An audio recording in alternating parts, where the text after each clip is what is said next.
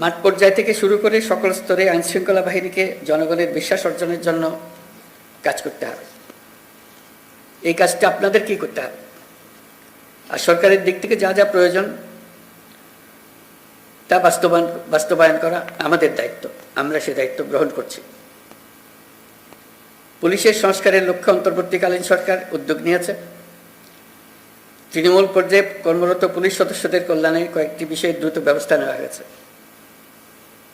আজকের এই মিটিংয়ের পরে আপনাদের সঙ্গে, সবার সঙ্গে, সারা দেশের সবার সঙ্গে সাক্ষাৎ হওয়ার কারণে, আপনাদের কথা শোনার কারণে আমরা আবার দ্রুত একবার বসবো সবাই মিলে, যাতে করে যে সমস্ত সমস্যা আছে সেগুলা দ্রুত সমাধান বাস্তবায়ন করা যায়, সেটা